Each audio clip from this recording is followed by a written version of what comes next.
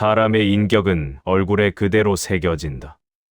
잠깐, 지금 이 글을 읽기 전에 한 번만 해보세요.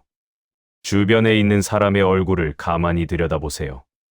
오래된 친구도 좋고, 오랫동안 함께 일한 동료도 좋아요. 그 사람 얼굴에서 뭔가 보이지 않나요? 그냥 넘어가지 마세요. 눈꼬리가 살짝 내려가 있는지, 입꼬리가 습관적으로 올라가 있는지, 미간에 깊게 팬 주름이 있는지, 그게 그냥 생긴 게 아닙니다. 그 사람이 평생 동안 어떤 감정을 반복해서 느껴왔는지, 어떤 생각을 끊임없이 해왔는지, 그 모든 것이 근육으로 굳어서 얼굴에 새겨진 겁니다. 오늘 저는 아주 불편한 이야기를 하려고 합니다.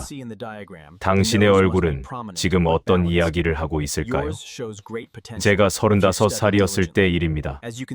그때 저는 한 중소기업의 영업팀장이었고, 팀원 채용 면접을 처음으로 혼자 진행하게 됐어요.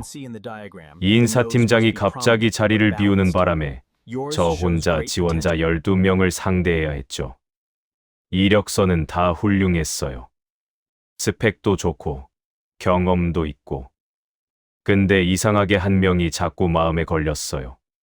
스펙은 평범했어요. 오히려 다른 사람들보다 조금 부족하다 싶었죠. 근데 그 사람 얼굴을 보는 순간 이상하게 믿음이 갔어요. 뭔가 따뜻한데 단단한 느낌. 눈가에 잔주름이 좀 있었는데 그게 웃음으로 생긴 주름이라는 게 딱 보였거든요. 저는 그 사람을 뽑았습니다. 결과요? 그 직원은 5년 뒤에 그 회사에서 제일 신뢰받는 팀원이 됐고, 저는 그 선택을 한 번도 후회하지 않았어요. 그때부터였어요. 저는 얼굴을 유심히 들여다보기 시작했습니다. 사람들이 흔히 하는 오해가 있어요. 얼굴은 그냥 타고나는 거라고. 어떤 사람은 잘생기게 태어나고 어떤 사람은 못생기게 태어나는 거라고. 거기서 끝이라고 생각하죠. 근데 그게 아니에요. 인류학자이자 심리학자인 폴 에크먼이라는 사람이 있어요. 이 양반이 평생을 얼굴 표정 연구에 바쳤는데 그가 발견한 것 중에 이런 게 있어요. 사람의 얼굴 근육은 총 43개입니다. 이 43개 근육의 조합으로 무려 1만 가지 이상의 표정을 만들 수 있어요. 근데 중요한 건 근육은 쓸수록 발달하고 안 쓸수록 약해진다는 거예요. 어떤 표정을 자주 지으면 그 표정을 만드는 근육이 강해집니다. 그리고 강해진 근육은 얼굴 형태 자체를 바꿔요. 쉽게 말하면 자주 웃는 사람은 웃는 근육이 발달해서 자연스럽게 웃는 얼굴이 되는 거고, 자주 찡그리는 사람은 찡그리는 근육이 발달해서 아무 표정도 짓지 않아도 찡그린 것처럼 보이게 되는 거죠. 이게 과학입니다. 신비주의가 아니에요. 동양에서는 이걸 관상학이라고 불렀어요. 마마보이들이 보는 미신이라고 생각하는 분들 계시죠? 저도 한때는 그렇게 생각했어요. 근데 관상학의 핵심 명제를 들으면 생각이 달라져요. 관상학의 핵심은 이겁니다. 얼굴은 그 사람이 살아온 삶의 지도다. 이게 미신이 아니에요. 이게 오히려 굉장히 과학적인 통찰이에요. 평생 어떤 감정을 자주 느꼈는지, 어떤 생각을 습관적으로 했는지, 그게 근육의 형태로 얼굴에 새겨진다는 거니까요. 조선시대 관상가들이 분자생물학을 몰랐겠지만 그들이 수천 명의 얼굴을 관찰하면서 경험적으로 터득한 것들이 현대 과학과 맞닿아 있어요. 제가 아는 어르신 한 분이 계세요. 올해 73인데 젊었을 때 사진을 보면 그렇게 인상이 험했대요.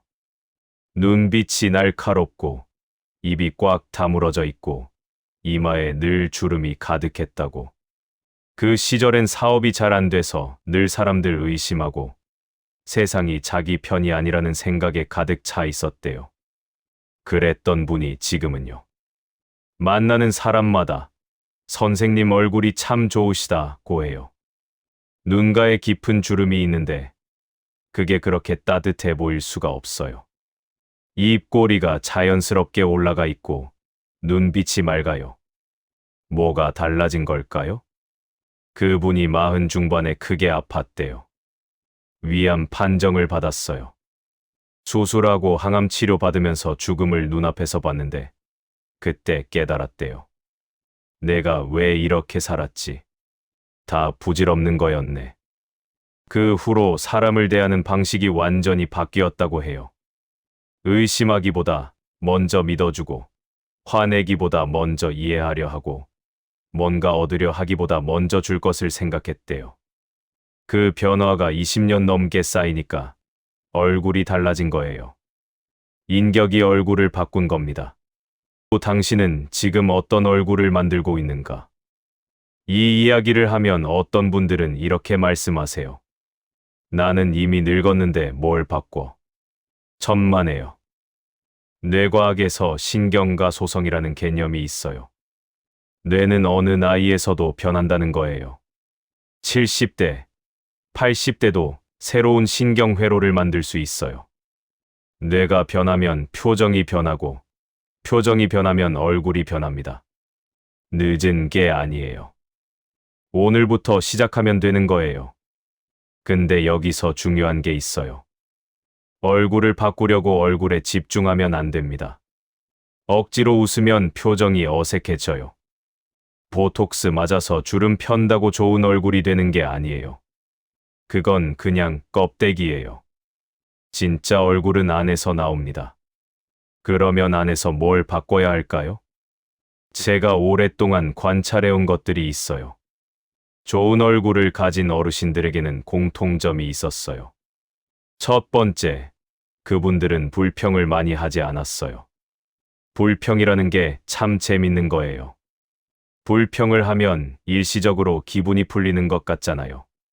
속에 있는 걸 토해내는 느낌. 근데 그게 습관이 되면 무서운 일이 생겨요. 불평을 자주 하면 뇌가 불평할 거리를 자동으로 찾기 시작해요. 불평하는 신경회로가 강화되는 거예요. 그러면 세상이 점점 더 불만스러워 보여요. 그리고 그 감정이 얼굴에 새겨져요. 미간이 찌푸려지고, 입꼬리가 처지고, 눈빛이 탁해집니다. 반대로 감사를 습관으로 만든 사람들의 얼굴은 달라요.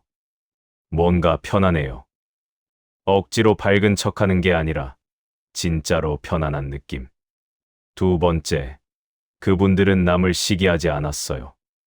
시기심이라는 감정은 얼굴에 가장 빨리, 가장 추하게 새겨지는 감정 중 하나예요. 시기를 자주 느끼는 사람 얼굴을 보면 눈빛이 날카롭고 불안해요. 입이 자꾸 뭔가 말하려는 것처럼 미묘하게 실룩거려요. 이마 주름이 깊게 패여 있고요. 왜냐면 시기심은 기본적으로 저 사람이 가진 걸 내가 가져야 하는데 라는 결핍감이거든요. 그 결핍감이 항상 긴장 상태를 만들고 긴장 상태가 얼굴 근육에 고스란히 반영됩니다. 세 번째, 그분들은 자기 자신에게 솔직했어요. 이게 가장 어려운 거예요. 자기 자신을 속이는 사람들 있잖아요. 잘못을 했는데 자기 잘못이 아니라고 합리화하고 틀렸는데 맞다고 고집하고 두려운데 두렵지 않은 척하는 사람들. 이런 분들 얼굴에는 묘한 경직감이 있어요. 뭔가 딱딱하고 눈빛에 방어막이 쳐져 있어요. 자기 자신과의 싸움이 얼굴에 나타나는 거거든요. 반대로 자기 자신에게 솔직한 사람들은 얼굴이 열려 있어요. 눈빛이 깊고 표정에 여유가 있어요.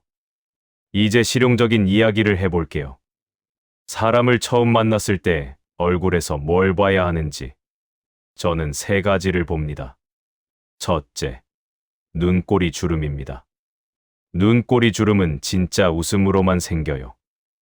눈 주변 근육인 알륜근이라는 게 있는데 이 근육은 의식적으로 움직이기 굉장히 어려워요. 억지로 웃으면 입꼬리는 올라가지만 이 근육은 자동으로 움직이지 않아요. 그래서 폴 에크먼은 이걸 두시엔 미소, 진짜 미소라고 불렀어요. 진심으로 즐겁고 기쁠 때만 눈꼬리 근육이 함께 움직인다는 거예요. 눈꼬리에 주름이 깊은 사람은 평생 많이 웃은 사람이에요. 많이 웃었다는 건 그만큼 즐거운 순간들이 많았다는 거고, 그건 그 사람이 삶을 대하는 태도와 연결돼 있어요. 둘째, 미간입니다. 미간 주름은 집중과 걱정, 분노로 생겨요. 미간을 자주 찌푸린 사람은 미간에 깊은 세로 주름이 생겨요. 이 주름 자체가 나쁜 건 아니에요. 깊이 생각하고 집중하는 삶을 살아온 사람도 미간 주름이 생기거든요. 중요한 건 그 주름과 함께 있는 다른 요소들이에요. 미간 주름이 깊은데 눈꼬리 주름도 있고 입꼬리가 올라가 있다면 그건 깊게 생각하면서도 즐겁게 산 사람이에요. 근데 미간 주름만 깊고 눈꼬리 주름이 없고 입꼬리가 처져 있다면 그건 오랫동안 불안과 긴장 속에 살아온 사람일 가능성이 높아요. 셋째, 입 주변입니다. 입 주변에는 두 가지 선이 있어요. 팔자 주름이라고 불리는 비순구와 입꼬리에서 턱으로 내려오는 선이요. 입꼬리가 자연스럽게 올라가 있는 사람은 평소에 긍정적인 감정 상태에 있는 시간이 많았던 사람이에요. 반대로 입꼬리가 아래로 처져 있거나 입꼬리에서 턱으로 내려오는 선이 깊게 패여 있는 사람은 오랫동안 실망, 불만, 슬픔 같은 감정을 자주 느낀 사람일 가능성이 높아요. 이걸 읽는 게 그 사람을 판단하기 위한 게 아니에요. 이해하기 위한 거예요. 이 사람이 어떤 삶을 살아왔는지, 어떤 감정들과 함께 왔는지를 이해하면 그 사람을 더 깊이 배려할 수 있거든요. 그러면 당신은 어떤 얼굴로 읽히고 있을까요? 이게 불편한 질문인 거 알아요. 근데 이 질문을 피하면 안 됩니다. 지금 당장 거울 앞에 가서 아무 표정도 짓지 말고 자기 얼굴을 보세요. 편한 상태에서 그냥 자연스럽게. 그게 지금 당신이 다른 사람들에게 보이는 얼굴이에요. 어때 보이나요? 눈빛이 따뜻한가요? 날카로운가요? 입꼬리가 올라가 있나요? 젖어 있나요? 미간이 편안한가요? 경직돼 있나요? 이 챕터가 핵심입니다. 그동안 얼마나 많은 사람들이 얼굴에 집착했는지 생각해 보세요. 비싼 크림 바르고, 시술 받고, 성형하고. 물론 그게 나쁜 건 아니에요. 근데 그것만 한다면 그건 그림의 액자만 바꾸는 거예요. 안에 있는 그림은 그대로인데 진짜로 얼굴을 바꾸고 싶다면 인격을 바꿔야 해요. 인격이라는 말이 거창하게 들릴 수 있어요. 근데 인격이라는 게 대단한 게 아니에요. 하루하루 어떤 생각을 하는지, 어떤 감정을 선택하는지, 다른 사람을 어떻게 대하는지, 그게 쌓이면 인격이 되고 그 인격이 얼굴에 새겨집니다. 그러면 구체적으로 어떻게 해야 하나요? 제가 제안하는 3가지가 있어요.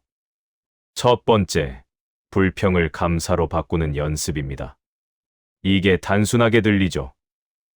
근데 이게 진짜 어렵고 진짜 중요해요. 매일 밤 자기 전에 오늘 감사했던 것 3가지를 써보세요. 거창할 필요 없어요.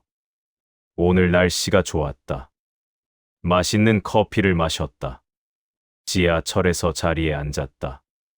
이 정도면 충분해요. 이게 뇌를 바꿔요. 심리학에서 수천 번 검증된 연구들이 있어요. 감사 일기를 3주만 써도 뇌의 활성화 패턴이 달라지기 시작한다고. 뇌가 달라지면 표정이 달라지고, 표정이 달라지면 얼굴이 달라집니다. 두 번째, 남을 진심으로 칭찬하는 연습입니다. 칭찬이요.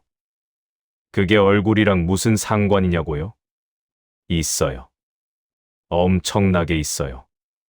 남을 진심으로 칭찬할 때 우리 뇌에서는 옥시토신과 도파민이 분비돼요. 이 호르몬들은 얼굴 근육을 이완시키고 눈빛을 따뜻하게 만들어요. 근데 중요한 게 진심이어야 한다는 거예요. 억지 칭찬, 아부성 칭찬은 오히려 역효과가 나요. 자기 자신도 그 거짓됨을 알기 때문에 오히려 경직감이 생기거든요. 진심으로 상대방에게서 좋은 점을 찾으려는 노력. 그 노력 자체가 당신의 뇌를 긍정적인 방향으로 바꾸고 그게 얼굴에 나타납니다. 세 번째, 가장 중요한 겁니다. 자기 자신과 화해하는 거예요. 많은 분들이, 특히 오래 사신 분들 중에 자기 자신을 용서하지 못하고 사시는 분들이 많아요. 과거에 잘못한 것들, 후회되는 선택들, 상처를 줬던 사람들, 그것들이 마음속에 응어리로 남아서 얼굴을 굳히고 있어요. 이걸 녹여야 해요. 그 방법은 단 하나예요. 자기 자신을 용서하는 거예요. 그때 나는 최선이었다. 지금의 내가 보기엔 부족했지만 그때의 나는 그게 최선이었다. 그러니 용서한다. 이게 얼굴을 부드럽게 만들어요. 이게 눈빛을 따뜻하게 만들어요. 이게 입꼬리를 올려요. 마지막으로 이 이야기를 하고 싶어요. 저는 젊은 얼굴이 가장 아름답다고 생각하지 않아요. 주름 없고 팽팽하고 탄력 있는 얼굴. 물론 그 나름의 아름다움이 있죠. 근데 그건 그냥 생물학적 신선도예요. 그 얼굴에는 아직 이야기가 없거든요. 진짜 아름다운 얼굴은 오래된 얼굴이에요. 잘 살아온 오래된 얼굴. 수십 년간 웃어서 눈가에 깊게 팬 주름. 오랫동안 생각하고 고민해서 생긴 미간의 선들. 수많은 이별과 만남을 겪고도 부드러움을 잃지 않은 입꼬리. 그 얼굴이 아름다운 거예요. 렘브란트라는 화가 아시죠? 17세기 네덜란드 화가인데 그 양반이 그린 노인들 초상화를 보면 숨이 막혀요. 주름 투성이에 처진 피부인데 거기서 어마어마한 존엄이 느껴지거든요. 그게 그냥 늙은 얼굴이 아니라 한 사람의 전 생애가 담긴 얼굴이기 때문이에요. 저는 그런 얼굴이 갖고 싶어요. 80이 됐을 때, 90이 됐을 때, 이 사람 좋은 삶 살았구나가 얼굴에 보이는 사람이 되고 싶어요. 그러려면 지금부터 그 얼굴을 만들어 가야 해요. 이제 글을 마무리하면서 처음 질문으로 돌아올게요. 당신의 얼굴은 지금 어떤 이야기를 하고 있나요? 오늘 어떤 감정을 가장 오래 느꼈나요? 그 감정이 지금 당신 얼굴 어딘가에 새겨지고 있어요. 오늘 누군가를 대할 때 어떤 마음이었나요? 그 마음이 눈빛에 담겨 있어요. 오늘 자기 자신에게 어떤 말을 했나요? 그 말들이 표정, 근육 어딘가를 굳히거나 풀어주고 있어요.